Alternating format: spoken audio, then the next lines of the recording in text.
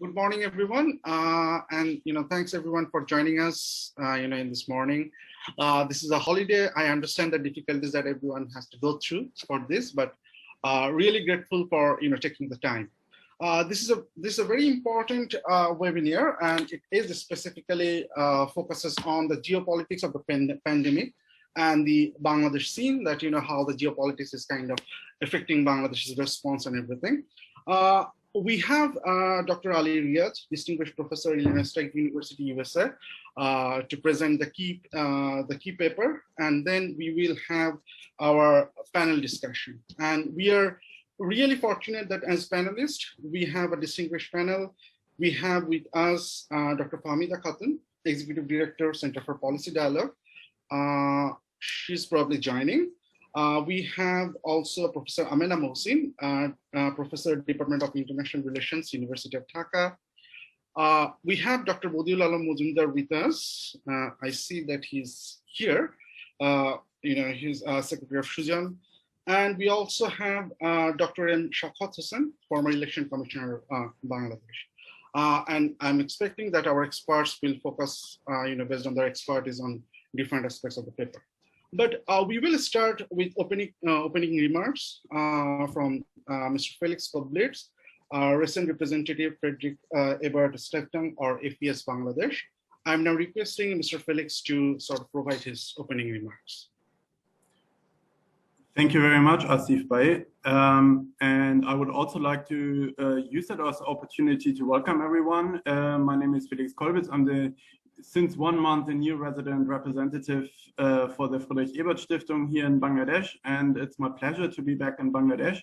And actually, this is my very first event as the new resident representative, so I'm particularly delighted to open this discussion today and also to have so many of our close partners also be part of this panel today.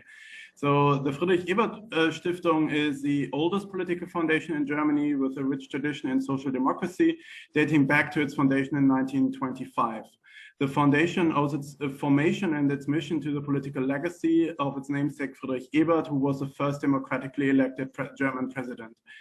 The work of our political foundation focuses on the core ideas and values of social democracy, freedom, justice, and solidarity. Here in Bangladesh, together with our partners, we aim to facilitate inclusive dialogues on social justice with a focus on labor rights as well as sustainable and socio-economic development. In Bangladesh, we have been working on organizing regular policy dialogues, seminars, and trainings on our 3 priority areas, which are the future of the labor movement, the economy of tomorrow, and the futures of higher education. And recently, we actually started also on a regional level a new program or project running line on geopolitics. And maybe let me just give you some backgrounds on this. As Asia is home to more than half of the global population, 21 of the world's 30 largest cities are on this continent.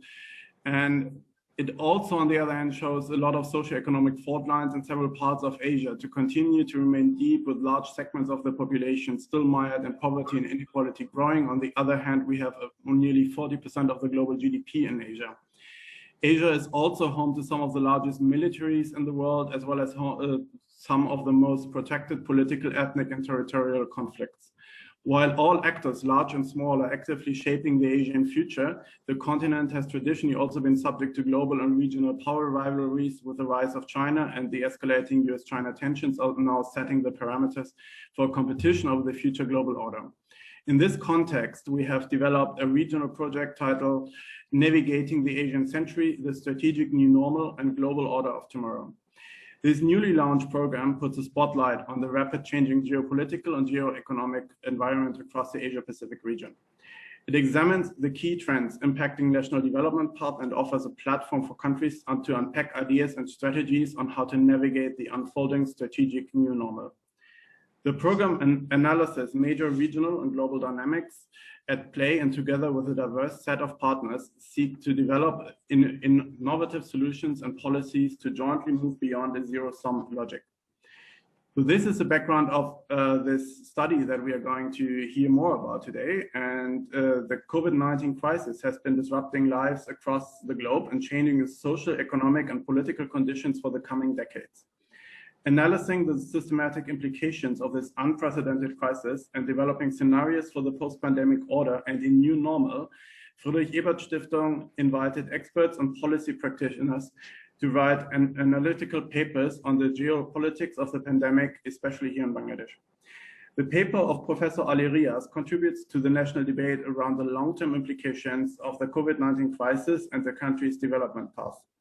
So I'm very grateful that Professor Ali Riaz has agreed to writing this paper, as he is one of the most renowned scholars on Bangladesh, and is also present to introduce his key findings of his paper. I would also say thank you to the Center for Government Studies and Mr. Zilur Rahman for hosting the event. As I said before, I'm also, it's my great honor to have the panelists that Brigadier General Sakawa, Professor Amina, Dr. Majumdar, and Dr. Hamida to become part of the panel today and in this virtual seminar. So we are hoping that we will have an interactive and thoughtful discussion on the key content of the paper so that the knowledge and society and the policy stakeholders of the country can get new insights from your debates and dialogues. Thank you very much. And with this, I hand over back to you, Asif. Thank you. Thanks a lot, Mr. Felix.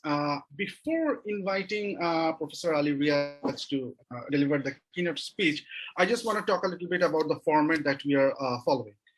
Professor Ali Riaz will get 20 minutes to deliver the keynote speech.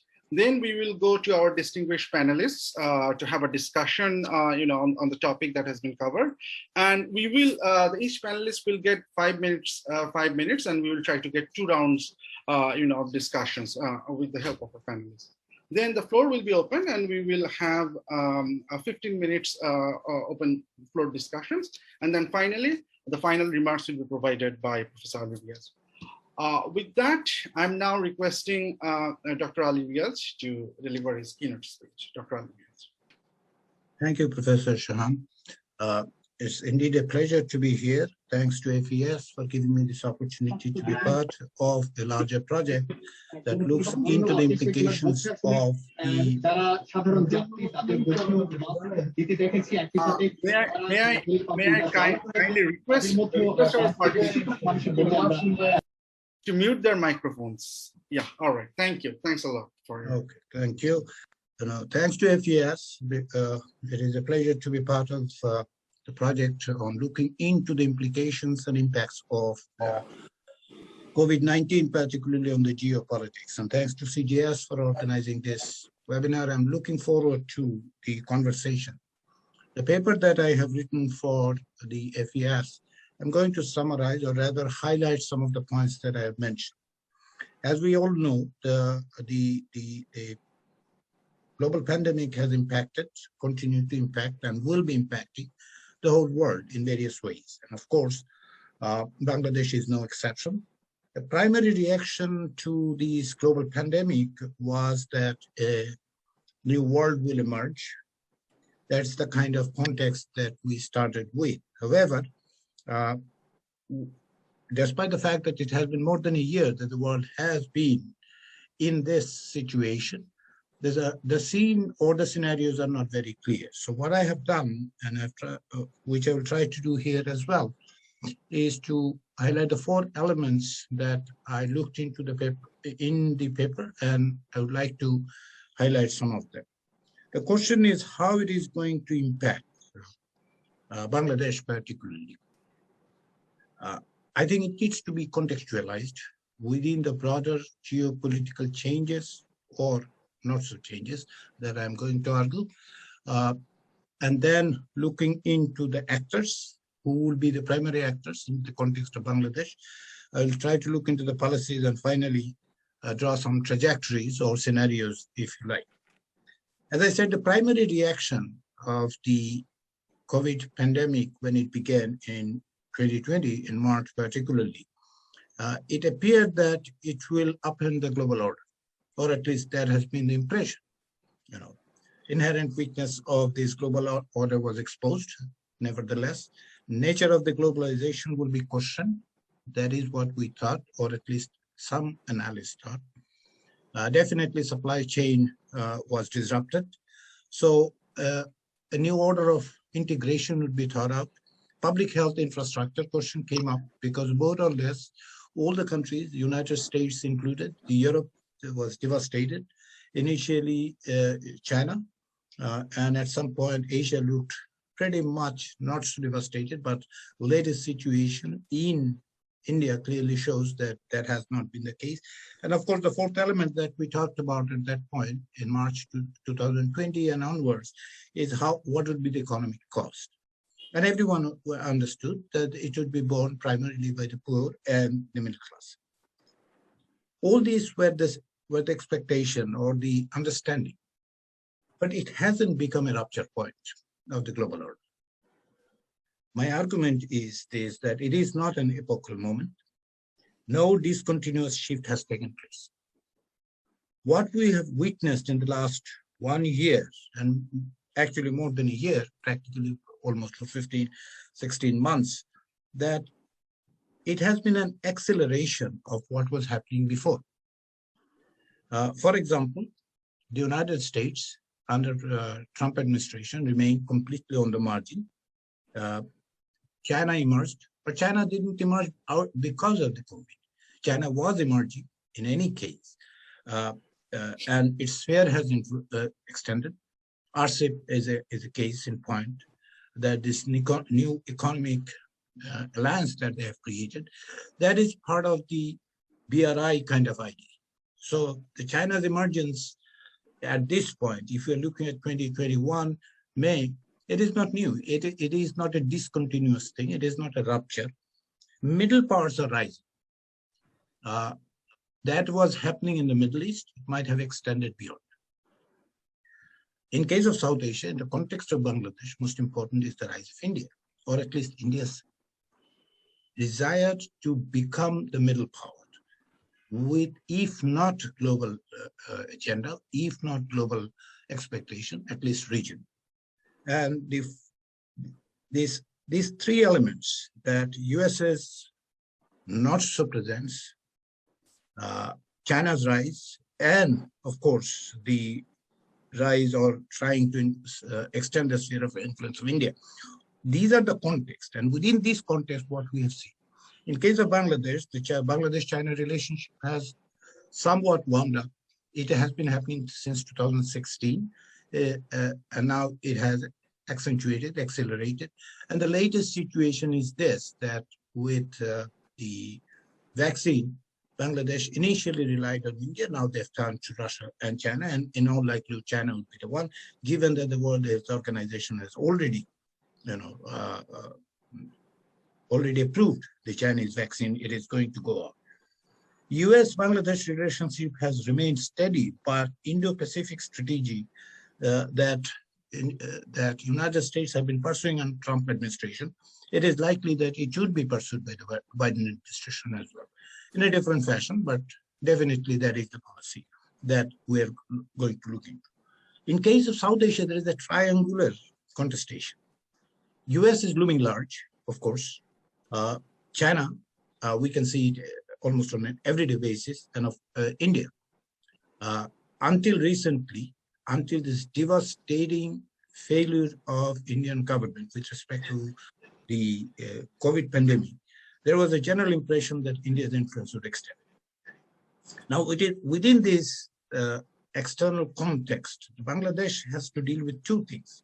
One is the economic recovery plan. That is going to be the context, because the economy, despite the fact of the claim of the government, we are witnessing the enormous impact on the poor and middle class. And the second lockdown that Bangladesh is currently going on, which is not a lockdown in the true sense of the term, nevertheless is going to have an impact, and it will impact mostly the poor and middle class. The second thing is the governance.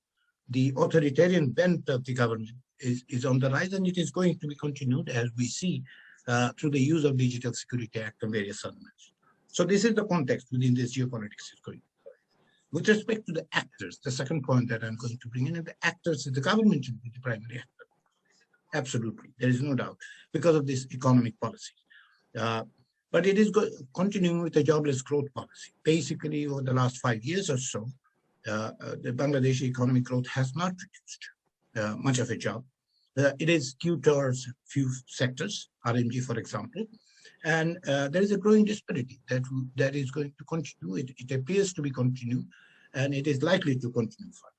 So the government remains its policies, and it is coming up with a new budget. Expectedly, it should be different, but I'm not seeing any possibility of that. The last budget was not exactly run-of-the-mill budget that we have seen. It was not a COVID budget. It was pretty much a run-of-the-mill.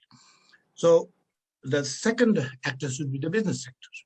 The business sector's influence in politics and policy making has increased. And we have seen with respect to buying the COVID-19 vaccines that with India, basically it has gone through the private sector, and it has created this enormous problem that Bangladesh government doesn't know what is there in the contract. And one of the reports that I've read yesterday seems to show that some of the government officials didn't even read the contract. So how much influence the business sector has is clear. Politically, the opposition seems to be rudderless. There is no formidable opposition at this point, at least not the ones that used to be the Bangladesh opposition, Bangladesh Nationalist Party, but Islamists are gaining grounds, though government has cracked down on them. But it is not going to go away. And I always think that anyone who's trying to write the obituary of Hafazat, or for that matter, the radical Islamist, is a premature. It is too early to write the obituary. In case of regional one, India will remain a very significant factor in Bangladesh because of the political dependence of the current regime. This has been the incumbent's policy for quite some time, and it is not going to go away soon. However, we are witnessing some China leaning, right? The China, in case of economy and strategic sense, China will be more significant in the coming years in Bangladesh. And this is for two reasons. One is the deep pocket, as we know. The China's policy of expansion, that is, of course, there, which is being backed by this deep pocket. But most importantly, the ruling party's quest that we have seen for a very non-inclusive but performance-driven legitimacy. That is the policy, it appears to be. The governance has become immensely a quest for a legitimacy which depends on performance, but it is very much non-inclusive. USA is not present in the sense of the typical, but it is looming large. And India will remain the linchpin of US's South Asia policy. How far that is going to impact, how much it will rely in future on India being the linchpin is a question because of the democratic erosion in India, the abject failure currently in maintaining the COVID-19 situation, and others. So these are the actors which is going to shape. The third thing is the policies. Economic policy I have mentioned that there is no possibility of any kind of change within the government. The mindset is very clear. The GDP bias is very obvious, and economic recovery that government is insisting is very elusive, because if you look at the data, 2019-20, the BBS, the Bureau of Bangladesh Bureau of Statistics, the one that they provided, is completely different from what the World Bank has provided, and there is a significant difference that we know. The second element with respect to this situation is the policy, foreign policy. In case of Bangladesh, this is very interesting that not only COVID, before the COVID it started, it accentuated, accelerated that the public discourse on foreign policy. Previously in Bangladesh, people seems to be kind of given a blank check to the government that the foreign policy is their domain. However, if you look at the public discourse now, the foreign policy, where Bangladesh is buying the vaccine, what are the arrangements being made, and what are the considerations behind. Sometimes there are conspiracy theories, but sometimes it is backed by the information. So public discourse has two elements that I've seen. Number one is that there is a growing anti-Indian sentiment. there's a serious growing anti-Indian sentiment, and India has not done a good service to itself when it promised and failed miserably in providing the vaccine. The second thing is that entire conversation about foreign policy seems to be very binary, either India or China. Why is that? Because of the absence of the United States to a certain extent in the arena, and in United States previous governments, including Barack Obama's government, have always seen that India is the linchpin. India is the way to go. Whether there will be a change, we don't know. But at this point, this is a public matter of discussion that we have seen. So now it brings me to the final point with respect to trajectory. Within this context, within these policies, within these actors, what are the possible ways? There are two things here. One is there is a Sino-American competition in Indian Ocean. Given that Bay of Bengal is connected to Indian Ocean, and Indian Ocean is not limited only to Indian Ocean, so to speak, it has extended, tributaries, if you call it. That means the Bay of Bengal is going to be a site, which means that Sino-American competition in Indian Ocean will have an impact on Bangladesh. The second thing is this Sino-Indian rivalry in South Asia. Currently, India might be in the last 2 weeks, you may say, okay, it doesn't look good for India. But India's long-term plan has been, remains to be influential. So what are the possible trajectories, or what are the possible scenarios for Bangladesh? The first one is the status quo. Whatever is happening, what has been happening for the last 8-10 years, that is leaning towards India, having sort of a connections with China, possibly tapping into the Chinese resources. But the China's soft power is growing. China's soft power is growing. China's deep pocket is getting deeper, and especially given that the economic recovery China is ahead of many of us. So it means that this would be the continuing scenario. But I think it is increasingly becoming untenable. Why? For two reasons. One is the domestic one. The domestic one is that the growing anti-Indian sentiment, but not exactly embracing China. China is seen, as I said, as a binary. China is seen as an alternative to India. That is problematic because in any case, the current, the second element of this current scenario or the status quo is the limited openness in the domestic area, the absence of democracy, democratic erosion, authoritarian tendency, and increasingly government has to rely on coercion rather than cooperation or any kind of moral legitimacy. So that's why I think the status quo is an easy to see. It appears that it may continue.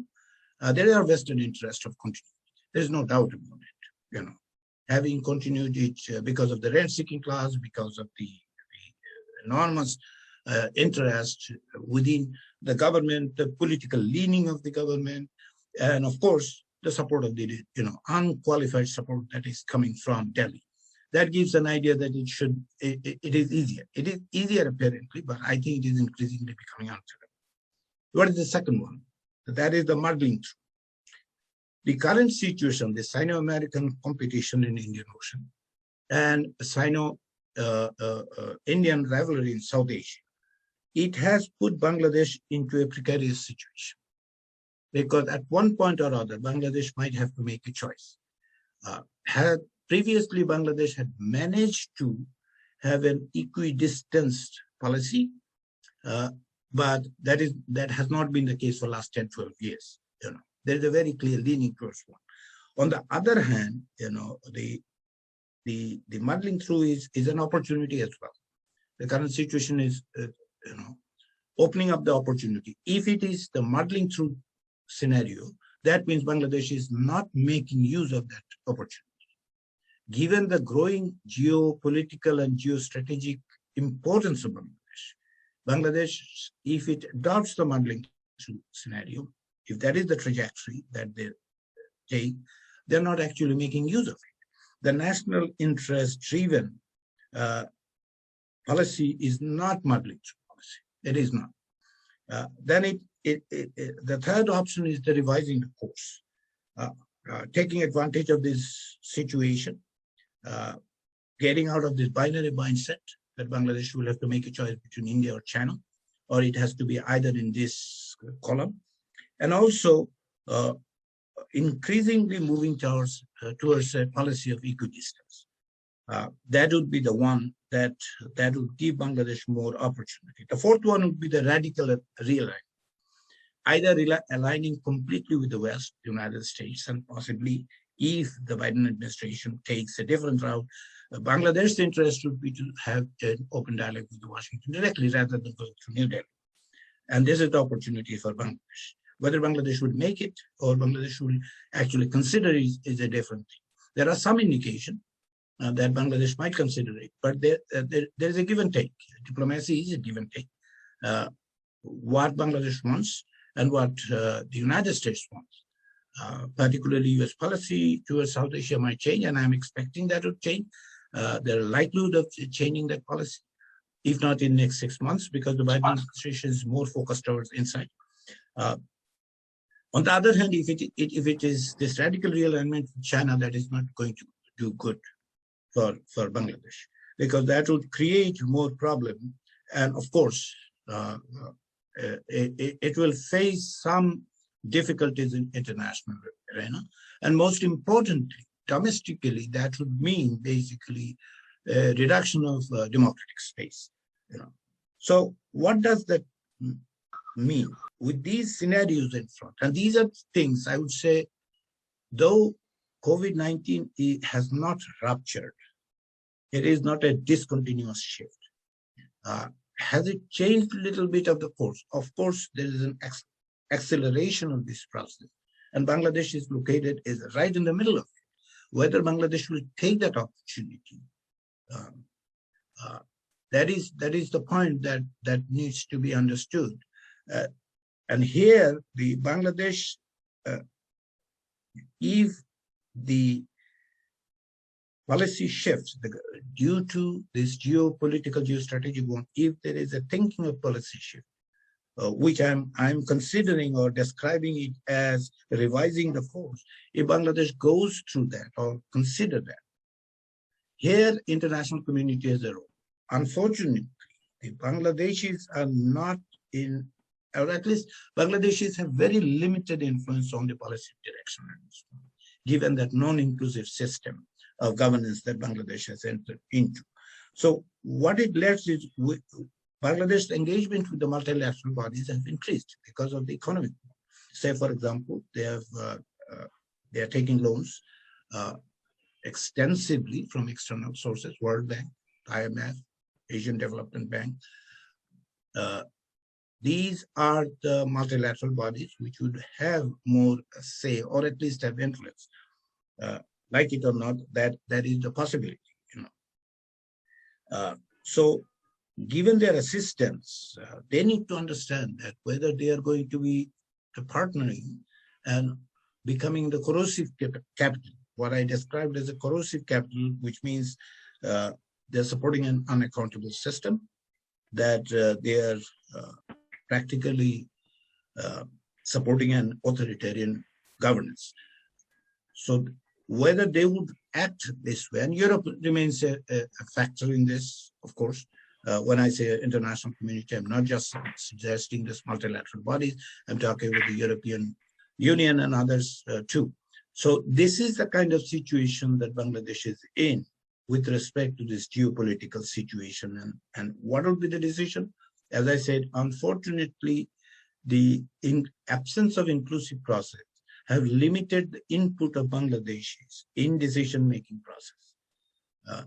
But the government is hopefully would be open to listen to other people. And hopefully the discussion here and elsewhere would be able to at least put an idea or at least encourage government to think with respect to what would be the policy going to follow.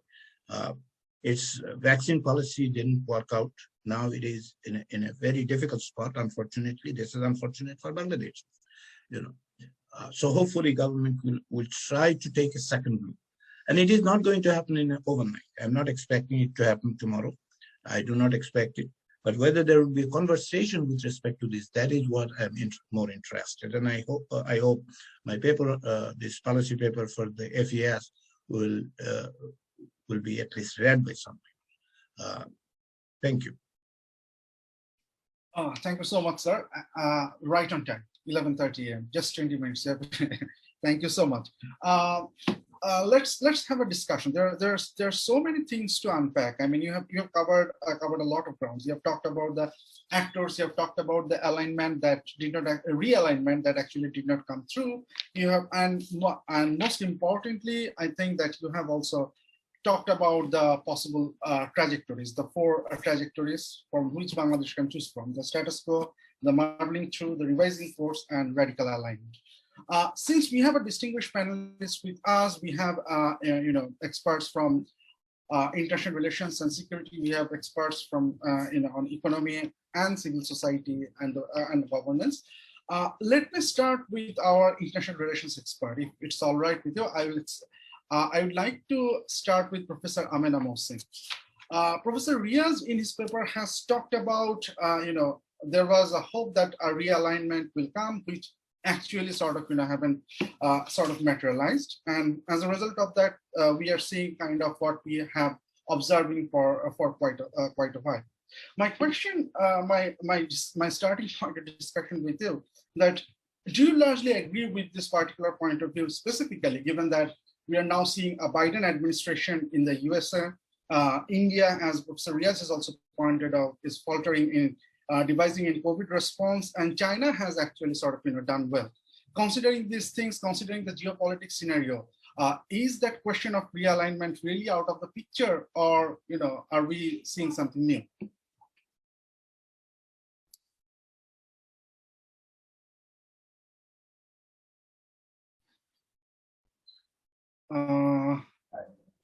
Thank you. Sorry, I was muted. Thank you, Riaz, and thank you, Shian. And Riaz, as always, it's a pleasure listening to you. Yes, I do agree with you, Riaz, that when the pandemic started off, there was a kind of expectation that there would be some kind of realignment, or there would be a shift. We expected that the realist paradigm perhaps would take a back seat and the human security paradigm would come to the fore. There were projections like this, given the catastrophic nature and the global nature of the pandemic. But unfortunately, this did not take place. But that it would not take place was was not also unexpected or unpredictable, given the kind of politics and given the kind of regimes that were in power at that point of time. If you look at the United States, with Trump administration in power, and Trump outrightly rejecting the corona thing, its gravity, and then he went on a viral attack, I would say, that and it was kind of one could also see the racism that was embedded in the US policy or in the statements of the US policymakers in the initial period of the pandemic period, when Trump called it, and his policymakers also called it Wuhan disease, China disease. A kind of a racism was embedded in those statements, and the world saw a greater polarization at that point of time. And this I've mentioned several times, that the way, the re-territorialization of the borders took place. The European countries, they took a very firm stand on the, closing of their borders, the assertion of their sovereignty, the way the migrants were treated. It showed that instead of coming together, the world was getting polarized along very racial lines, not only political lines, but also very racial lines. and deep lines, fault lines, if I may use the word, were appearing between, or divides were appearing between the developed countries and the developing countries. And we also saw a total failure of the UN body or the world bodies or the regional organizations to come together on this issue. I mean, this was a dismal failure, I would say, of this system. That's why perhaps, like when Riaz pointed out that one could have questioned the globalization. There were several arenas where questions could have been raised.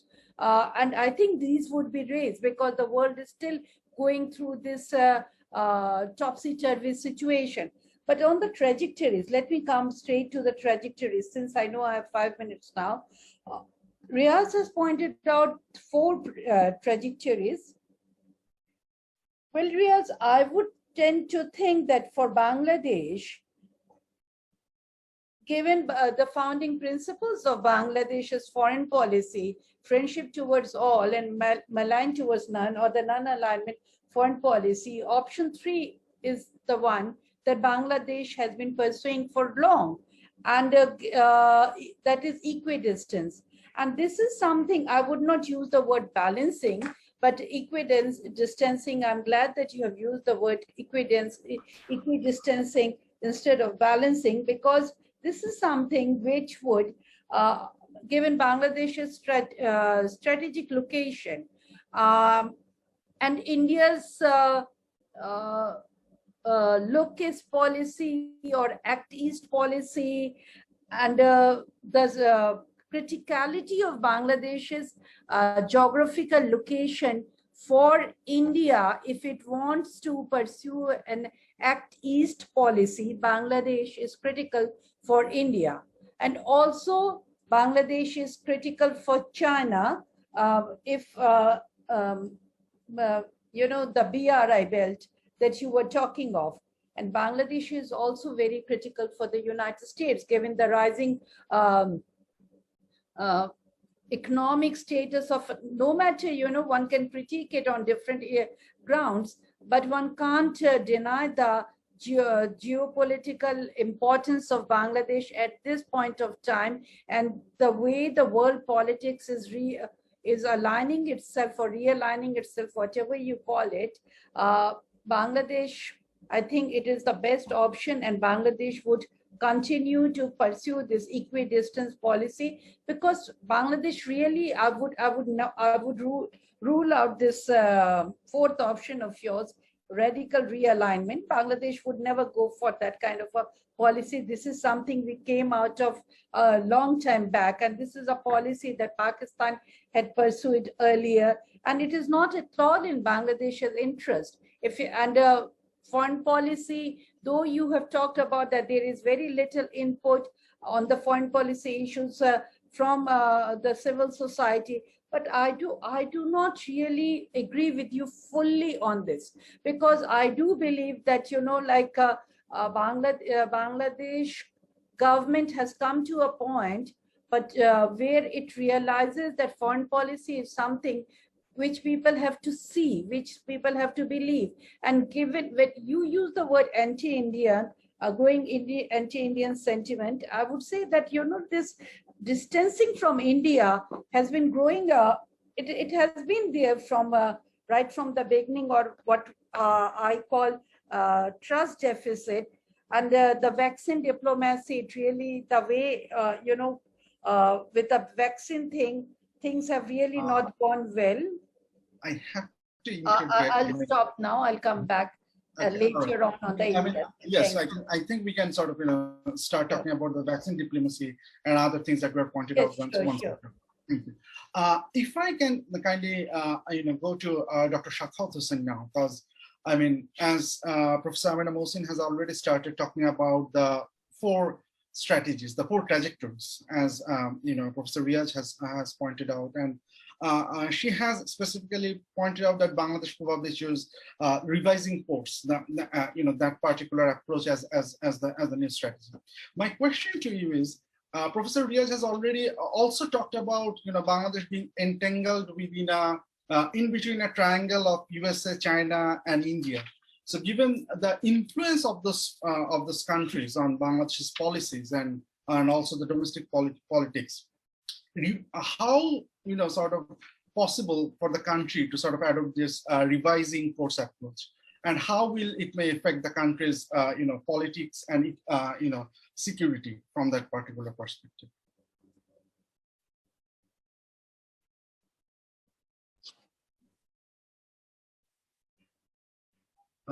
Dr. Shakot, and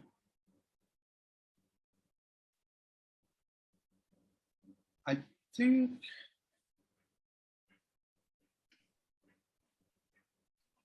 I'm not seeing him. Probably He's with us somehow. Okay. He's with us.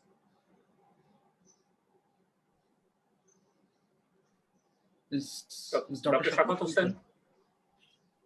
Oh.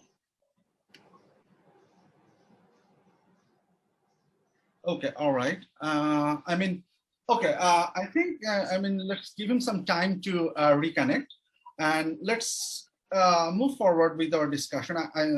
This is an important question. We will come back to that later, considering the situation. I want to go to Dr. Fahmida Khatun. And, there is a significant aspect in this paper is the economic response of the government and the economic recovery, that it has not necessarily worked that well. It hasn't necessarily impacted the poor, the way the government intended. So considering the policy responses that, the trajectories that Professor Ali Riaz has suggested, what do you think will be the impact of, choosing in between the courses on the overall economic development or economic growth of the country? Thank you, moderator. And I would like to also thank CGS and FES for organizing this very important dialogue. In fact, and I also want to congratulate Professor Ali Riaz for presenting this very comprehensive paper. It covers a lot. But for me, there is a section, so I don't have expertise in other areas. And thank you for the question directly to my area. Yes, Dr. Ali Riaz has very aptly, actually, precisely, has pointed out some of the features of the economic growth in Bangladesh, which is currently ongoing, and also particularly in view of the COVID situation. You see, since we are discussing geopolitical, I'll just touch upon one or two issues very briefly.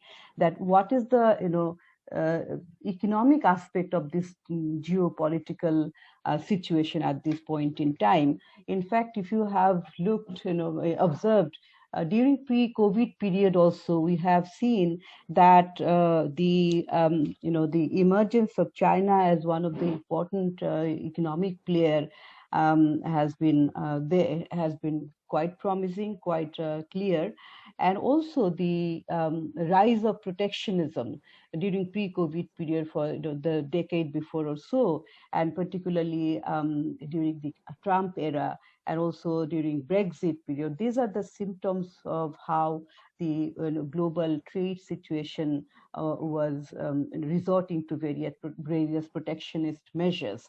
And as a result, also in the meanwhile, the demise, I would say, demise of the World Trade Organization, because the Doha negotiation has not proceeded till now, after so many decades. In fact, years now, it has become decades. So we have seen that the regional initiative, regionalism has developed, and so various regional trade agreements, regional economic agreements now is happening. Dr. Riaz touched upon the issue of RCP, Regional Comprehensive Economic Partnership, which has happened during COVID-19, which emphasizes that the cooperation among countries is important, and these 15 countries in RCEP, these are basically Asian and Pacific countries. so which cover around 30% of GDP. So which also emphasizes the need for collaboration, cooperation, though this idea was about to vanish from many countries, particularly the USA. So in that context, Bangladesh has to situate itself. So now the issue of Bangladesh's position in view of China and India, that has been mentioned. But if you look at the development of initiatives by Bangladesh, we are seeing that increasingly the dependence on China because of its deep pocket, obviously, and other geopolitical issues. Strategic issues, I am not dealing with that. So that has actually given, though there is an attempt to balance between the two powers, but obviously there is a slight, I would say, slight more bias than others in terms of economic dependence. So, so this is the situation. Now this issue of whole COVID has come, and now how to deal with it. Of course, the COVID has also, given another signal that countries have resorted to their nationalism. The borders are closed, obviously for obvious reason, because this disease has to be contained. The borders have been closed, which has re-emphasizes the issue, the importance or their own nationalistic view. Now, within the countries, Bangladesh now, like any other country, first has to deal with the health crisis, and then secondly, the other crises which had emanated from the health crisis. Now, as you have directly asked me the issue that how Bangladesh is dealing with the COVID situation and also other economic issues. Of course, the COVID situation, if you look at other countries, particularly our neighboring country, compared to that, Bangladesh has not done. Bangladesh's situation is not so precarious, so devastating, but of course it is. But it is more than any other disease, but not compared to any other, particularly our neighboring country, India. However, the issue is that the impact, the follow-up impact, or the impact from the health crisis, how that has been dealt. The government had undertaken measures, fiscal measures, monetary measures. However, that measures have not been adequate, because if you look at the fiscal, it's the whole stimulus package, which consists of mostly loan support, commercial loans from various banks. I'll just I know you wouldn't we are running out of time, but I will say that apart from the stimulus package, the whole approach, I wouldn't, in the interest of time, maybe it's good to look at this as an overall whole approach. I think the way it has been, the economic situation, economic crisis, the way it has been looked at, it has not been looked at holistically. The approach to that, dealing with the situation, has not been looked at in a broader issue. Now, the issue of budget has been mentioned by Professor Riyad, and the budget for 2020 is imminent. It will be placed anytime soon. But the indications, what we are seeing, that it is, though it is for 1 year, but COVID budget should be done in a holistic manner. In a way, it should not only be an exercise of income and expenditure, but it should also, guide or place some measures which are applicable in the medium term. Because last year also we suggested that it should be a medium term spanning over 3 to 5 years. So it will not only address the health crisis, health infrastructure will have to improve, but it will also have to cover many other areas, because COVID has given multiple problems. So on the one hand, health crisis has to be dealt with, not immediately, not by just giving hospital beds, but also you have to be prepared, because given the uncertainty of the COVID-19, we don't know how long it will stay. So the whole health infrastructure has to be improved. The other issue is that the stimulus packages, we have to for the medium-term solution, not just direct cash for one-time direct cash, because these people have to be fed and they have to survive. The other most important one is this education, learning loss, what has happened, which will take generations. The impact on human capital will not be revived immediately. It will take the achievement we have made in the last few decades or so. COVID has jeopardized the whole journey of these achievements. So many of the achievements are going to be reversed. So our approach should have been rather not just putting some money here and there, but a holistic package Right. which covers I'm all sorry. the other aspects. I sincerely apologize, but I have to I interject. know. I mean, this is Professor, such a vast issue. no, that's fine. I mean, Dr. Fahmi, we can come back to that particular issue later, for the second round. It's great that we have, Dr. Shaukat Hussain with us, back again. Great to have you back again. The question that I was trying to ask you before, that Professor Riaz has talked about 4 different trajectories: status quo, modeling through, revising courses, and radical realignment. As Professor Amina Mohsin was talking about, she kind of favored the revising course approach. My question to you is, if Bangladesh really decides to go for the revising course approach, which means reaching out to the West, how will that kind of affect Bangladesh's current relationship with India and China, and given the fact that Bangladesh is kind of entangled within a triangle between India, USA and China, and how it will affect the current relationship? I think you're muted. You need to unmute yourself. Sorry, extremely sorry. So thank you very much, Professor, and thank CGS for inviting me. It's a very interesting and important topic, particularly where Dr. Riaz is present. The topic has to be very, very interesting and very thought-provoking. I've heard him with a lot of attention, and also heard about Dr. Mohsin's few of the elements that he talked about.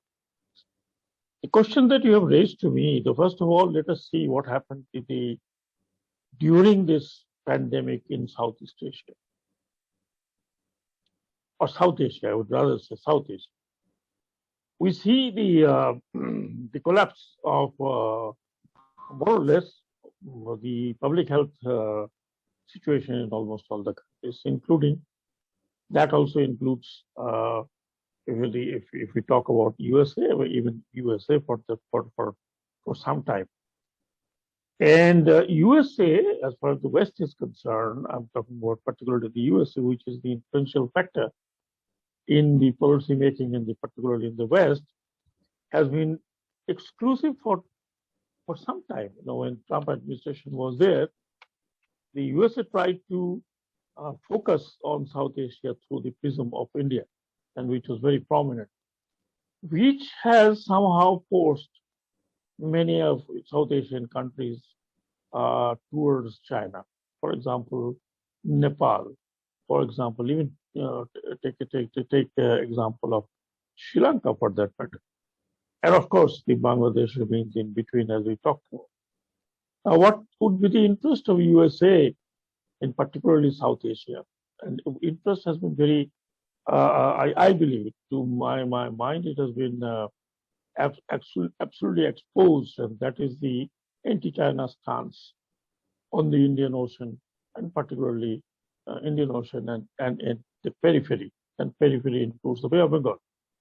We have seen the Chinese quest of continuing with the BRI, and which is known to be non-evasive in a sense, that it does not carry the military part of the strategy so far, because China has not so far exposed its ultimate aim into dominating this part of the world, except that soft power, use of soft power economy.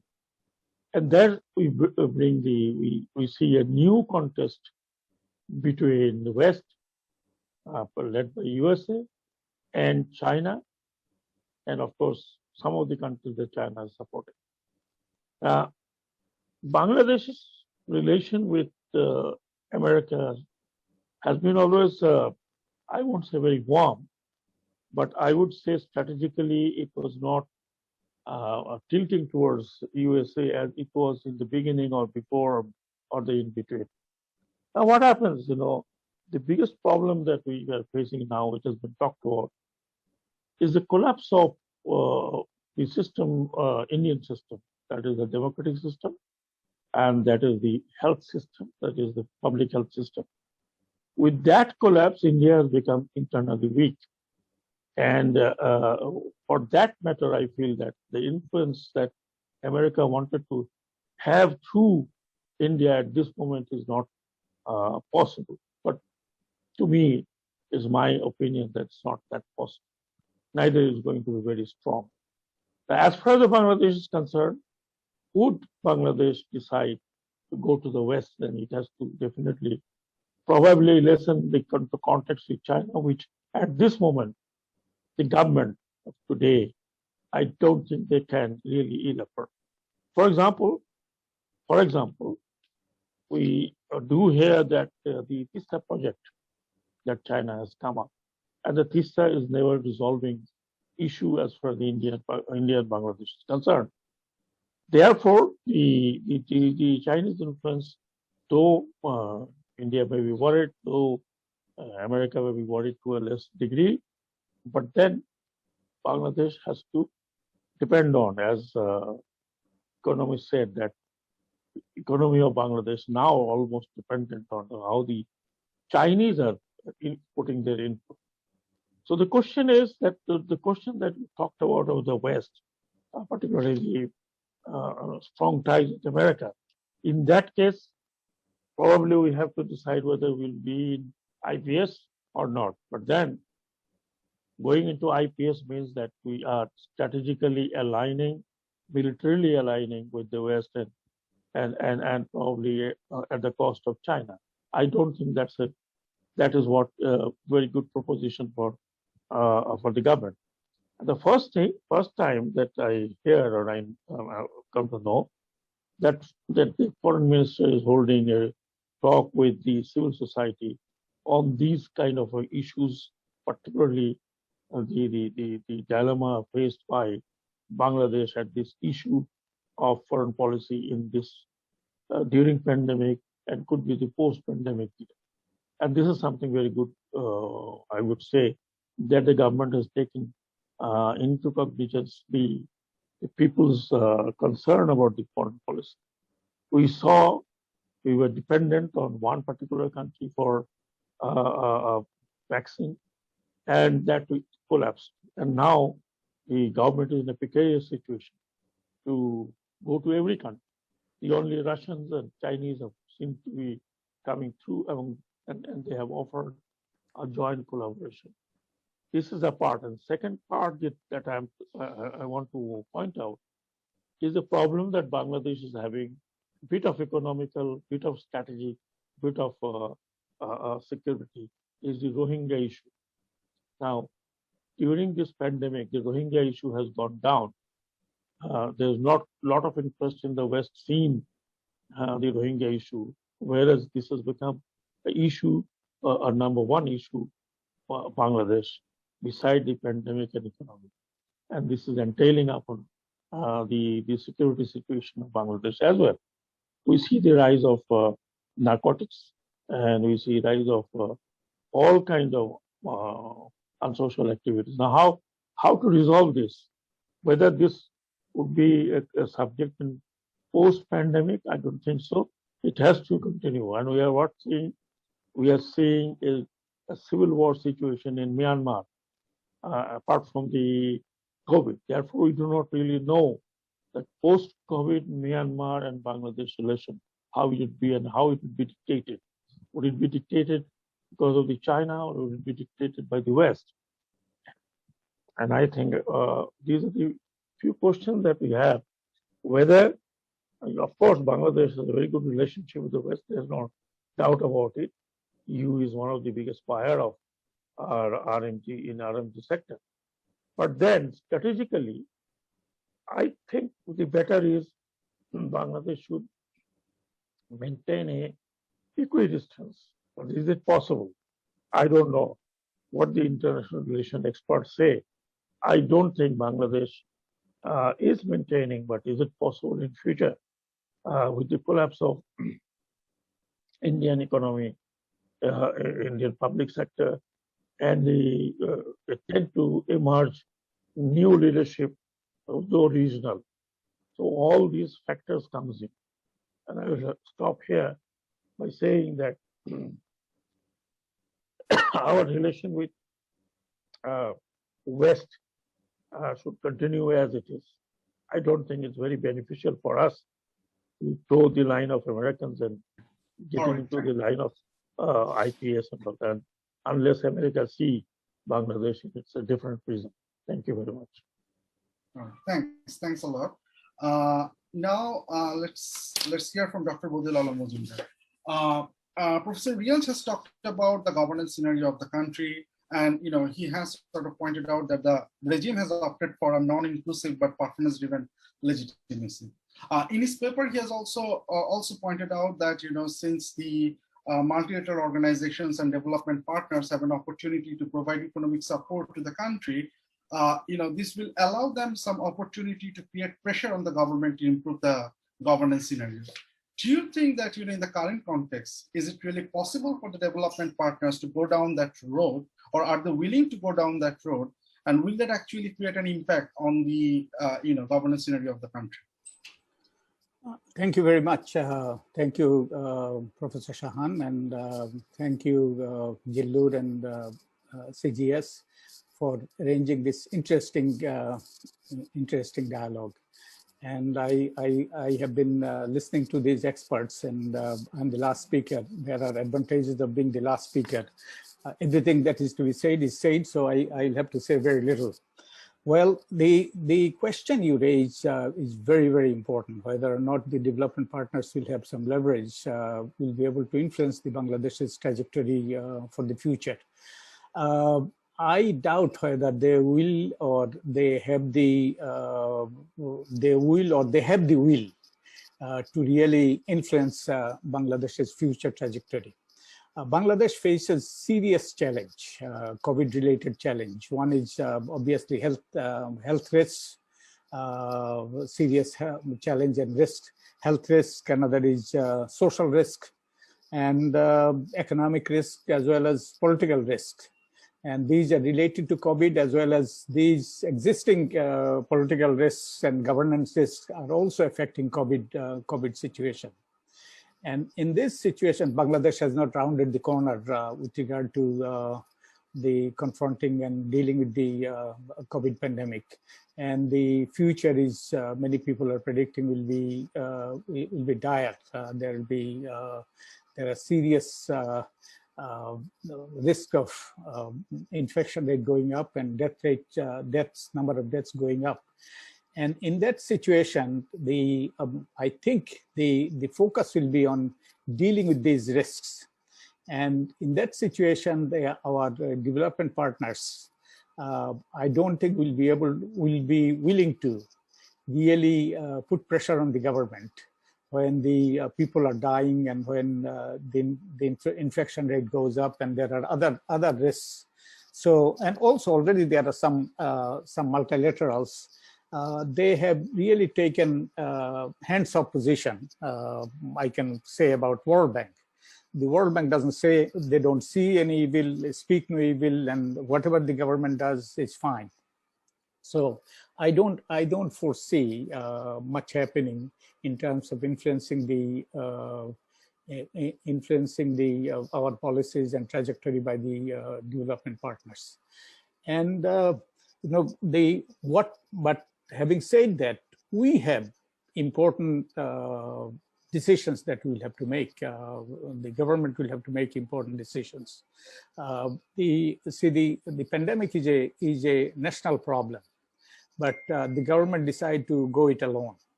And the other political actors and other segments of the society are kept out of it, basically. And not only that, this needs to be an integrated approach. Government, non-government organization, government saying that nobody else is doing anything, and government is trying to go it alone and with their political party and the bureaucracy. And so we need to really do something in that area. The government will have to have an inclusive policy, include everybody, both political actors as well as the non-government actors, to really effectively deal with it. And also, the government's approach has so far been basically focusing on the hardware part of it, the procurement and the other where money is involved. That there is a software part is important in dealing with this pandemic, involving the community and taking people into confidence and community ownership and community engagement for dealing with this thing. And this has to do with government's lack of legitimacy, lack of popular support, unfortunately, and it has been going down. So the government will have to really do something about engaging the community and engaging the people. And with regard to another thing I want to focus on is that in dealing with this pandemic, the fallout, economic fallout, as well as the health risks, the government will have to, you talked about radical shift in trajectory or equidistance. I don't think the government has the luxury of really tilting in one direction. The government will have to get the support and help of all international actors, China, India, West, and everybody. And so I think the reality, the prevailing condition would not allow us to tilt in any one direction. So we'll have to really maintain equidistance or engage with everyone. And another thing that Ali has touched on is the rise of haphazard. And as he rightly said, that we cannot really, in spite of the heavy-handedness of the government, write off haphazard. The political vacuum that was created by the government's heavy-handedness against the main opposition party, and that the vacuum that was created by that heavy-handedness of the government, the back of BNP basically broken, and haphazard basically they filled that gap. And the government is now trying to use this the state power, coercive power to deal with haphazard. I don't think it is going to succeed. And if we are to deal with the haphazard, then again we'll have to have political realignment. We'll have to have inclusiveness. This Islamist forces will have to be confronted unitedly, uniting all the seculars or semi-seculars, and in fact nobody has secular credential in this country, but still those who claim that we are against the Islamist ideologies, and they need to come together. And also the government will have to gain popular legitimacy, and without that, I don't think we have a chance of really confronting and dealing effectively with haphazard. And also, how is the government dealing with haphazard? The government is dealing with heavy-handedness as well as with their political party, and their political party is so corrupt, and it has no ideological no ideology basically, and they are basically brought together by a chain of patronage chain. So that is not a formidable force. And also many of the people who are aligned with the government, the business community, as well as now everybody is obviously belong to the ruling party. Many of these people have one foot outside the country. So we need political realignment within the.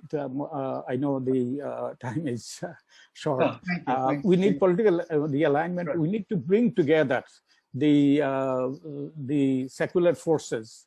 We need to really come together, and government needs to get popular legitimacy, gain popular legitimacy to really deal with Hafazat. Otherwise, we are really we may be facing an uncertain future. Thank you. Thank you. Thanks a lot. I know that we are agreed on 2 rounds of discussion, but looking at the time, it often doesn't go as we planned. So it's already 12:10. I think let's open the floor for discussions, and I'm sure that there will questions will come for our distinguished panelists. I will try to direct them to them to have their views. Let me just open the floor, and let me first of all kindly request Mr. Abul Hassan Chowdhury, former State Minister for Foreign Affairs, to share his views and raise his questions. The floor is yours, sir. Thank you very much. First of all, let me thank the CGS and FES for kindly inviting me. As the ravage continues and the calamity looms in front of us like a specter, my first words must be to congratulate Professor Ali Riaz to have been writing on these very fast-moving times and present to us several scenarios. I shall be very brief. As the situation unfolds, my sense is that Bangladesh will pursue the foundational principle as laid out by the father of the nation, Bangabandhu Sheikh Mujibur Rahman, which is friendship towards all, malice towards none. Now, within that broad parameter, I think the equidistance scenario is going to prevail with shifting equilibriums. I know time is short, I cannot expand on it, but just think about it. There is a perception, and this perception is also very close to reality, that Bangladesh is in this equidistant scenario far closer to our neighbor. But when we observed the shortage of vaccine, strident voices were raised, and they were raised from the establishment as well. So I think that what Bangladesh will continue have to do is that we are following a policy of realism which addresses our economic realities. And for that and the infrastructural developments, Chinese assistance is absolutely vital. And our realism is not of the offensive kind. Our realism is not in any way malevolent.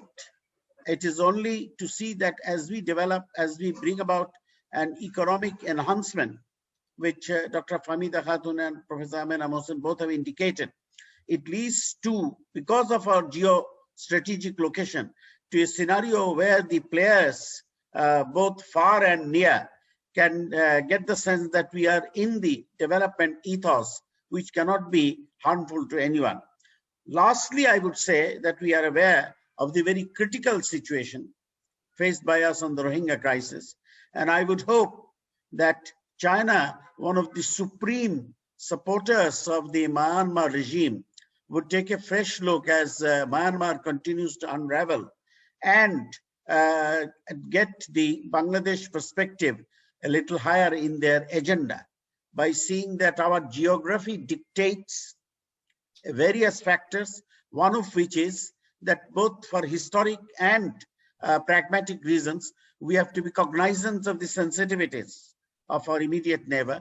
But at the same time, we were opened up in a large way to China, and some reciprocity on the Rohingya situation would certainly go down a long way in cementing these new realities. So I would like to conclude once again by renewing my thanks to Professor Ali Riaz and all the very, very distinguished participants, and underline the fact that whilst we remain stuck on the status quo, it's not going to be something cemented or carved in marble. It is going to be a shifting sort of equilibrium, but with the status quo within the broad framework of the status quo parameter. Thank you very much, Professor Asif Shahan. Thank you. Thank you. Thanks a lot. Thanks a lot. Before going to the floor again, I want to sort of read a question that has come from Facebook Live. The question is how Bangladesh can equalize bilateral relations with India. Given the India's size and economic largeness, what leverage Bangladesh does have over India? The question was raised by Mr. Anu Anwar. May I go to Professor Amina Mohsin regarding these questions? And you were also talking about COVID vaccine when I interrupted you last time. So if you want to add to that and sort of point out that how Bangladesh's move from India and China can create an impact on Bangladesh's geopolitics position. Thank you. Thank you very much. Actually, what Kaiser Bhai just said, that was the point I was trying to make in the beginning, that Bangladesh would continue to pursue an equidistant foreign policy, and it would never go for a radical realignment. I mean, I totally ruled out Riaz's fourth option, radical realignment. And of course, the option, the trajectory 2 and trajectory 3, they do merge, or they do, get into, flow into each other at certain points of time. As Kaiser Bhai had pointed out, that you can see that it would be equidistance with tilts from time to time, depending on the context and the situation on the policy concern. Regarding the question that how Bangladesh can follow a policy, be an equal partner of India, I think Bangladesh has come a long way. I mean, one has to realize that Bangladesh at 50 stands at a position wherein, if you look at the social indicators, if you look at the human development indicators, even if we look at the global terrorism index, Bangladesh is doing much better than India. These are factors that one has to take into cognizance. In fact, in terms of GTI, we had that is global terrorism index, we are doing much better than the United States also. So and also Bangladesh is given Bangladesh's strategic position, the way Bangladesh has handled Corona, despite the hiccups with the vaccine diplomacy, but Bangladesh quickly shifted off to China. It opened up its door to China. Then we had we are approaching Russia. We have approached the United States also. And also I would like to bring in here the context of TRIPS, that under TRIPS, Bangladesh, given the fact that it is now a public health issue, and TRIPS has the, under TRIPS, we have the option of demanding that this is a public safety and public health issue, so patents should be relaxed. So I'm sure that this is one thing that Bangladesh diplomacy can take up or follow through. So I'm pretty optimistic that on the vaccine front also, now that the United States has also promised that things would be coming in, and we know it that United States has stocked AstraZeneca. So even it releases a few, a little bit, that would be very helpful for Bangladesh. So given all these situations, I'm pretty hopeful on the vaccine side also. But, in this situation, it's not a question of equalizing or acting as an equalizer. One has to see that in the period of globalization, you do bargain at different levels. As Fahmida was trying to point out, that we have our competitive edge on certain things which India does not have. And India, at this point of time, I would say that India needs Bangladesh more than Bangladesh needs India at this point of time, because the kind of sub-regionalism that India wants to pursue. If you look at BIMSTEC, if you look at BBIN, different sub-regional takes that India wants to pursue, Bangladesh comes in as a central player in all these formulations.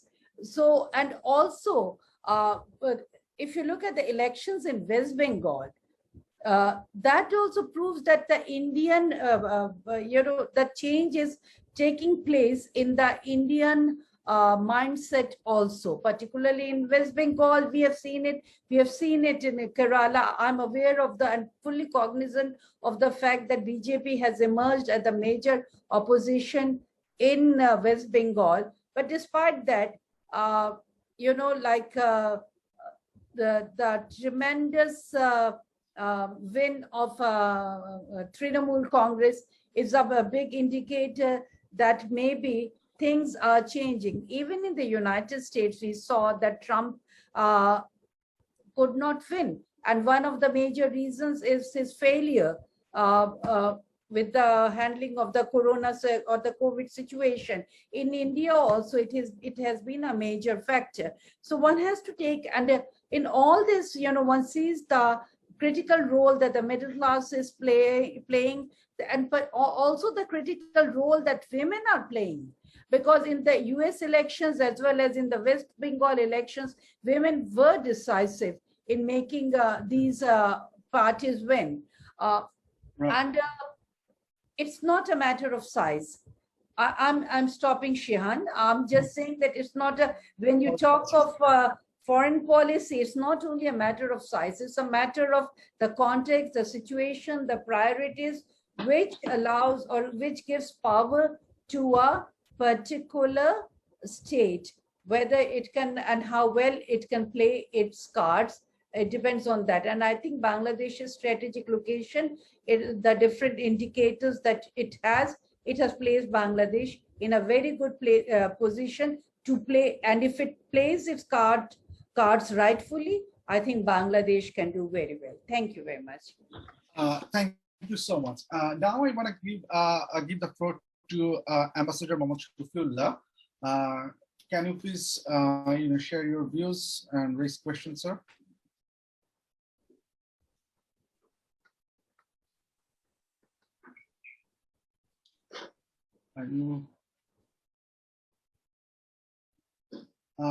I think you're muted. You can unmute your mic and then.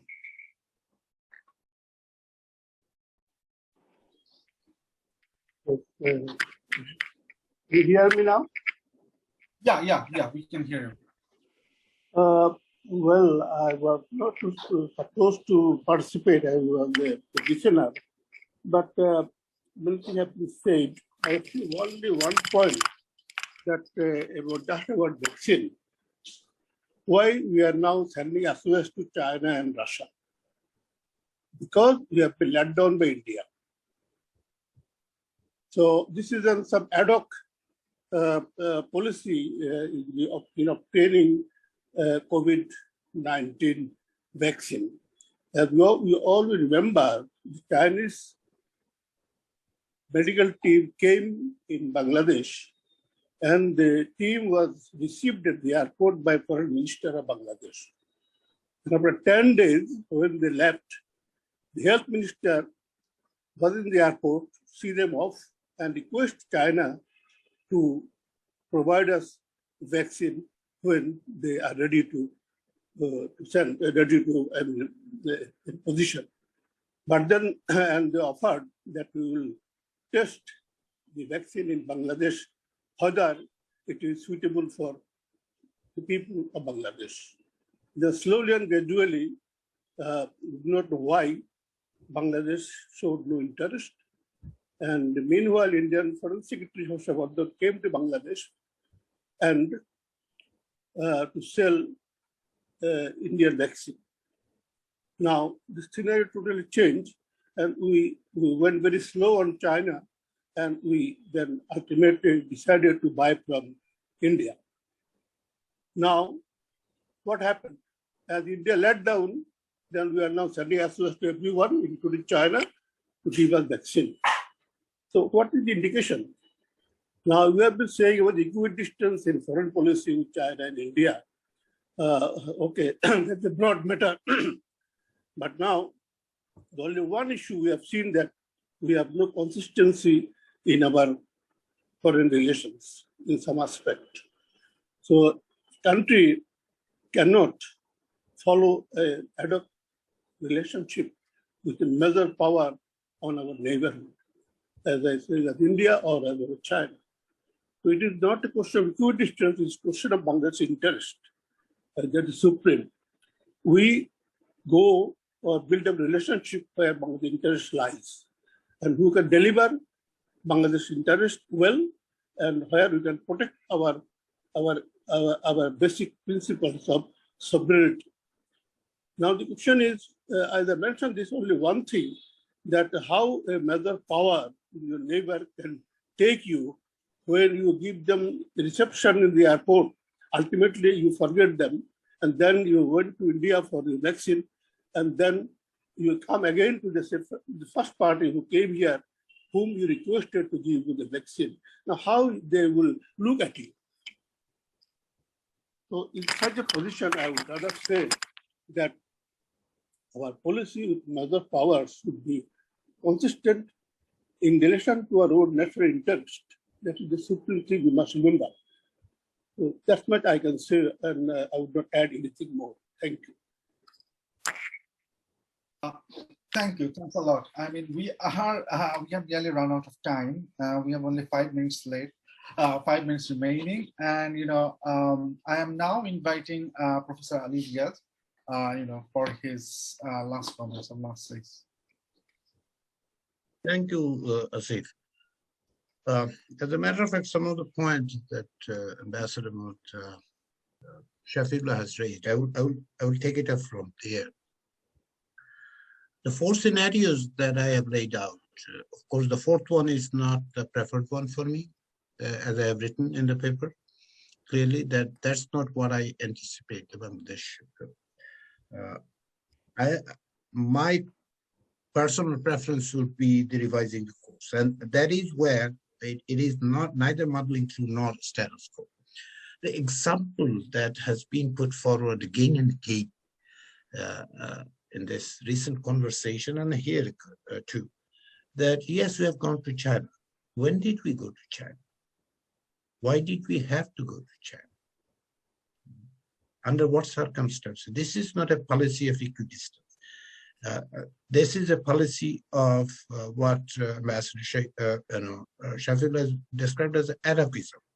But most importantly, I will go beyond that. As a matter of fact, this is going to create another round of problems for Bangladesh, because at this point, when you are in dire need, you tend to accept conditions which are not convenient to you or the national interest. Look at the suggestions the Russians are making when Bangladesh is asking for the vaccine.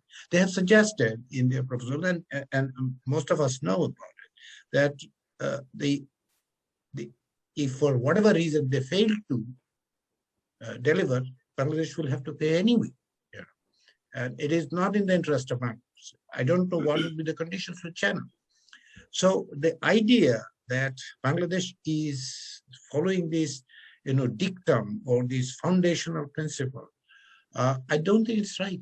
For the last 12 years, Bangladesh has been leaned on India. Period. There's no hiding on it. Good, bad, that's a subject to judgment. To me, it's bad. Someone may think that's the best course of action Bangladesh has taken.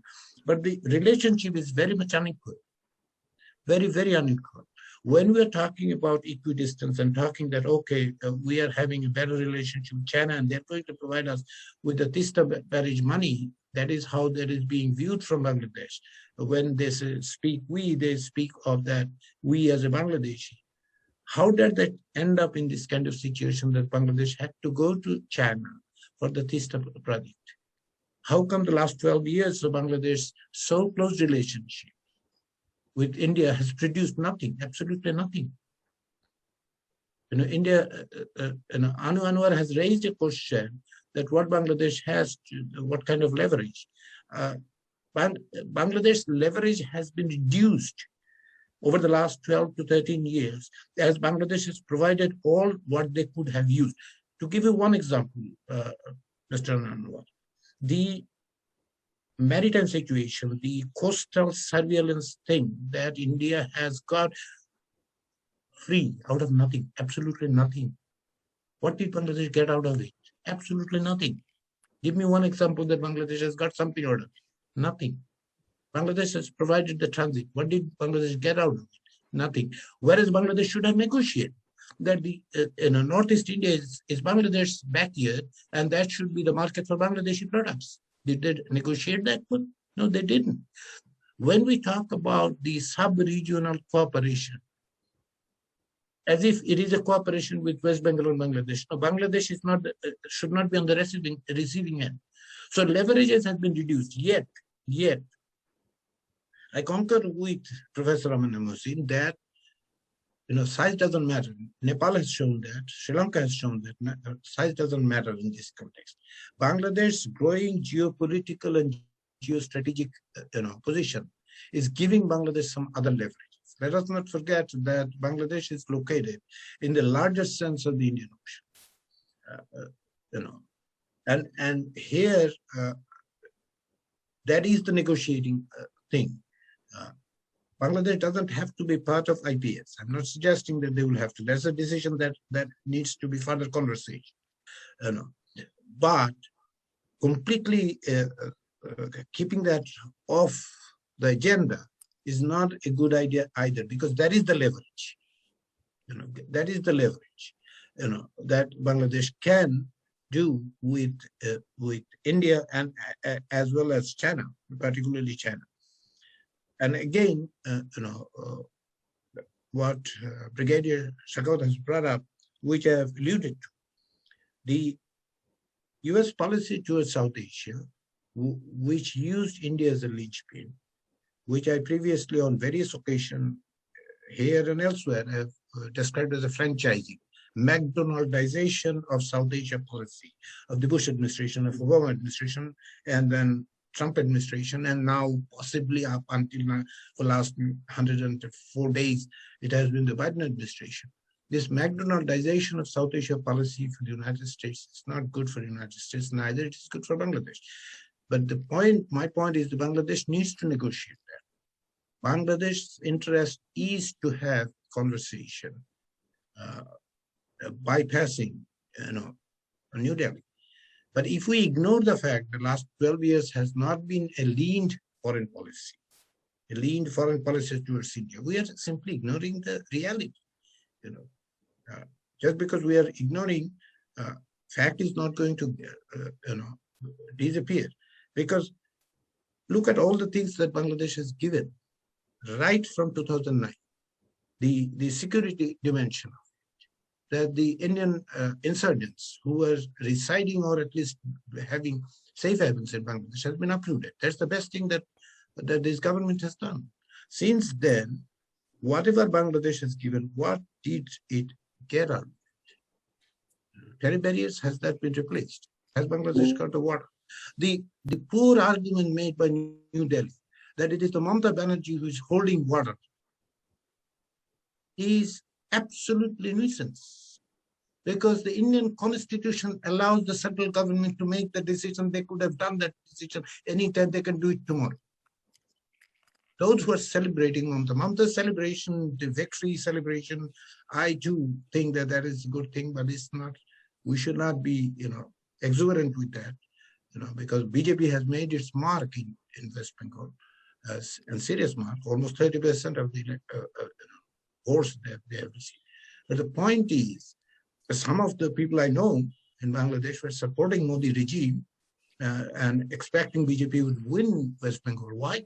Because they have under this illusion. Sorry? So they were under the illusion that if Modi government comes, BJP comes in West Bengal, may I kindly request everyone to mute their microphones when they're not talking? So that if the BJP comes to power, as if the Tista water will be flowing next day, that is an erroneous understanding about the relationship. It is not going to happen. They are protecting because of the water that has been diverted from West Bengal. Mamata is trying to protect what Mamata is supposed to do. She is protecting her constituents. That is her job. But it is if Dhaka expects that they will be treated like Kolkata, Dhaka should be dealing with New Delhi. And it has dealt with New Delhi, and in exchange they didn't get it. So that's why my point of this, the muddling through or the status quo. Currently the status quo has the vested interest. My preferred option would be revising the course. When I say equidistance, and thanks to Sanchoglu who mentioned of the equilibrium, that is the point that is missing in Bangladesh foreign policy. There is no equilibrium at this point. Last 12, 13 years, there hasn't been any equilibrium. There is always an opportunity. It is not going to be asking for help when you are in dire situation, sending an SOS, sending a delegation to get the vaccine from China is not a policy that tells us that Bangladesh is having a equal relationship with China. It is not. China is going to have more influence in the South Asia in the coming years, and particularly given India's democratization, given this economic downturn that they're going to witness, an absolute abject failure to handle. As we speak, Modi regime is spending billions of dollars in renovating government buildings in New Delhi, including a house for the Prime Minister. Is it absolutely horrendous when people are dying on the street for the lack of oxygen? Hopefully Indian people will see that. But more importantly for Bangladesh, Bangladesh's national interest lies with an equidistant policy, which should come out of this binary thought that the options are either China or India. China's global policy is not, it intends to upend the global order and rule-based international relations. That China is not supportive of. India is not exactly now a democratic country. People tend to describe it, the largest democracy. India is not. Just because one election is not going to prove, just because one election or 4 elections is not only indicative of democracy in India. There are other elements that we know, we have seen, and we will see. So whether the administration in Washington is going to take those or not, but whether Washington takes or not, that's not the point. Bangladesh should take the initiative, because it is in the interest of Bangladesh to have this equidistance, equilibrium in its foreign policy. That is the opportunity. It's a precarious situation, but that is the opportunity it has created.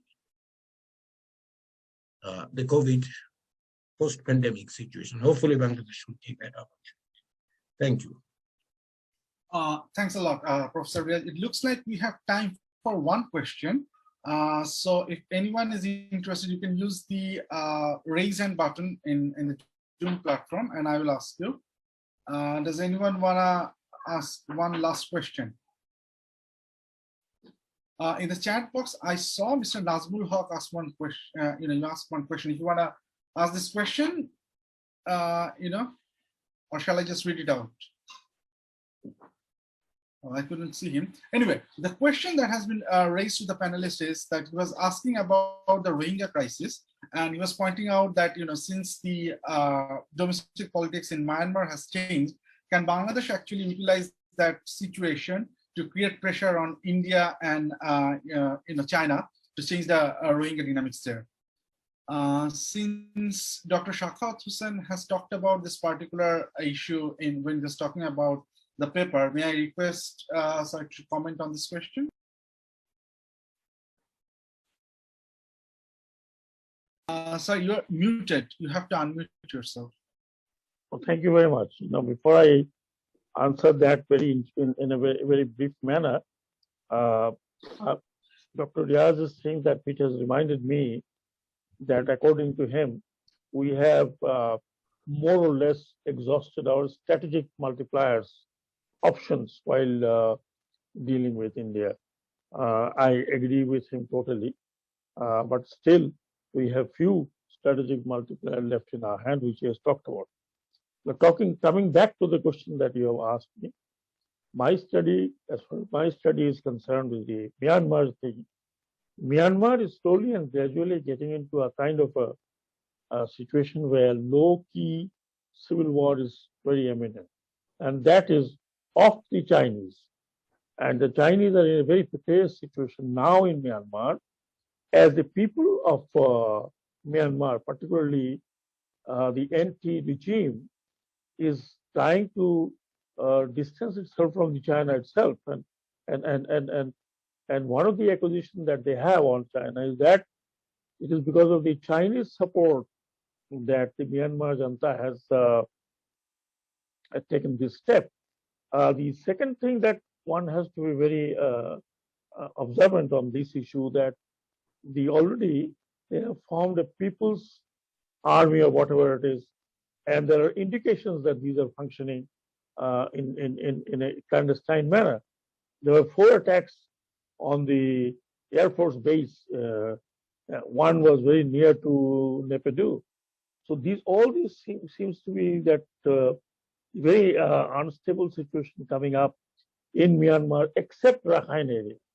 And I don't think that India is going to change policy that soon, because if you look at it, India being known as to be a very democratic country, rather didn't go with the no side. I mean, it didn't condemn the military takeover as yet, because it's of its interest in Rakhine area particularly, where the Rakhine Buddhist and the Arakan army most of them are now in line with the military junta and trying to keep the area as peaceful as they can. And there is no conflict, in fact, at this moment with the Arakan army and the regime.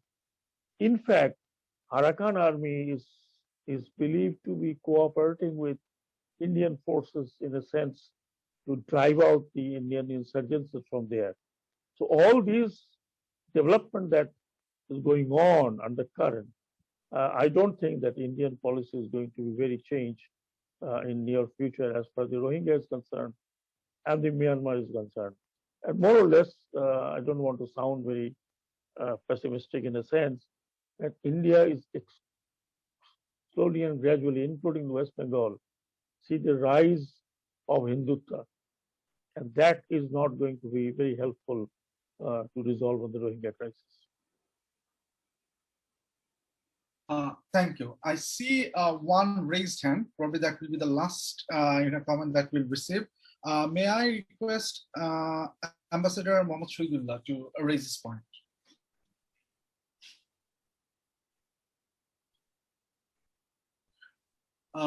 You probably need to unmute yourself. Yeah. Sorry to take the last moment. We have been saying that about to maintain equidistance between India and China. My point is, when geographically you are bound by 4 sides by India, 3 side land, 1 side is sea, then how you can maintain equidistance with China, for that matter, any other country? That is my point.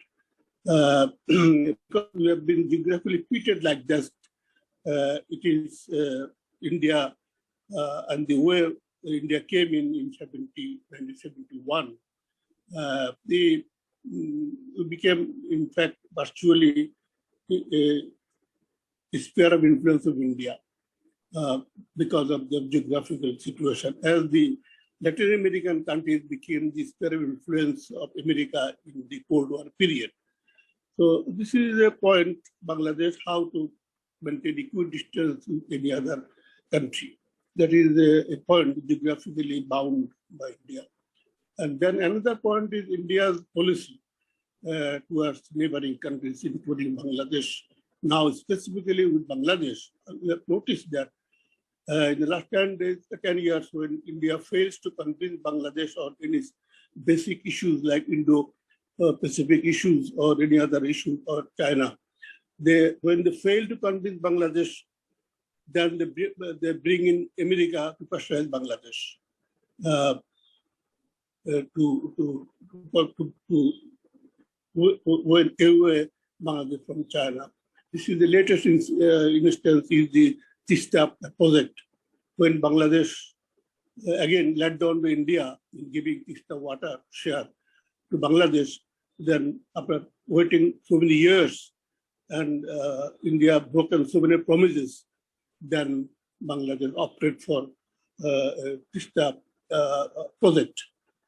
China came in and then they committed fund and the technical facilities. Now again, India is just against it, and they brought in America to pressurize Bangladesh not to take this project. Now this is the position, and now because of the size of Bangladesh, because of the geographical position of Bangladesh, people of Tista area also welcome this project. Now the question is how Bangladesh can came out of this, and how Bangladesh can maintain equal distance because of a geographical position. And again, so the essential items of Bangladesh come from India. Even now, border is sealed, but the hundreds of trucks are coming from India daily with basic necessities which we need Bangladesh. So in such a situation, I would ask how we can maintain the equal distance with China and India. Thank you. May I briefly respond to this, because since I understand we have gone more than 15, 16 minutes past. Just quickly, I will, geography I don't think is the destiny. Geography is not the destiny of Bangladesh. I mean, it has a deterrence, but it is not a destiny. I don't think that is. The problem is there. That's number one. Second thing is that is what the geostrategic position should have been leveraged. Still, there are that needs to be leveraged with India and China. And the third point that I would underscore for this equilibrium and equidistance policy is that getting out of this binary idea, that it is either India or China. So long the conversation is within the frame of this binary, it would be a blind alley at one point or another, because none of these two choices are actually very good for the national interest. Thank you, sir. Thanks a lot. I do understand that it's very difficult to end a discussion all of a sudden. And I'm sure that our distinguished panelists have many things to add. There are different issues that we have not covered. We have not talked about the role of public discourse in foreign policy making. We did not, manage time to talk about jobless growth that you are trying to point out. We haven't talked about the business group's interest in the policy making and how that will create an impact. Those are kind of the issues that we missed, but we have to sort of go by time. Let me end this discussion. Hopefully, we will get another opportunity to talk about those issues. But for now, let me end by thanking everyone. It was a holiday, and you have found time to sort of manage time to join it. It was a very lively discussions. I think we all have learned something out of it. Thank you. Thanks a lot. And let me end by thanking FES and CGS for organizing this exceptional work. Thank you. Thanks.